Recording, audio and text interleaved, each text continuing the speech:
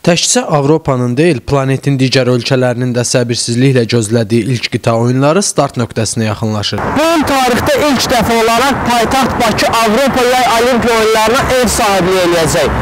Gördüyünüz kimi artıq geri sayım başlamışdır. Bəs görəsən iqtisadi ekspertlər nə düşünürlər? Avropa Yay Olimpiya oyunlarının ölkəmiz üçün xeyirli və nə kimi ziyanlı tərəfləri olacağı haqqında onların fikrini öyrənməyə çalışacağıq. Bildiyiniz kimi Avropa oyunlarına 49 ölkədən qatılan idmançıların bütün xərclərini Azərbaycan ödəyəcək.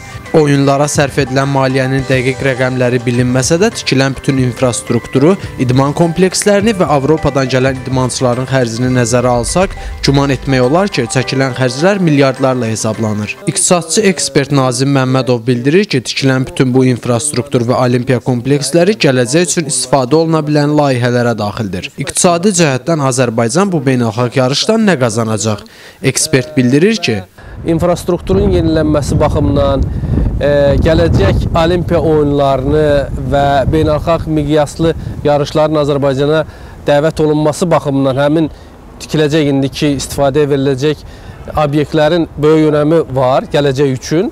Olimpiya oyunlarının mətbuatda gedən xərcləri ilə bağlı fikir versək, onu görürük ki, burada kifayət qədər şişirtmələr var və 8 milyard deyilir, bəzən 4 milyard deyilir, müstəqil ekspertlər bunu deyir. Olimpiya oyunları, Avropa oyunları başa çatdıqdan sonra müzakirə olunsa daha məqsədə uyğundur.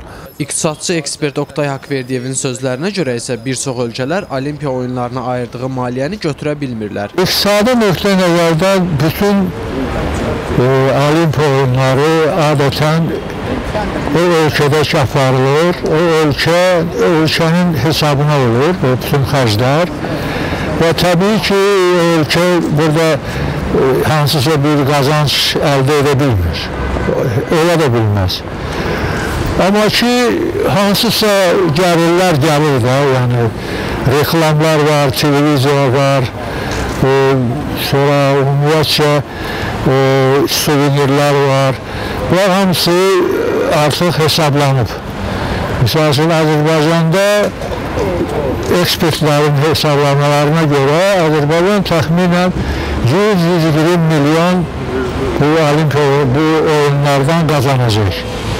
Amma xərcləri əlbəttə ki, daha çoxdur, dəfələrlə çoxdur. Bütün bu gözləntilərin necə olacağını isə zaman göstərəcək. Babək Mirzəzadə, Rasim Əliyev, Aynur Məmmədova, Aynə Naz.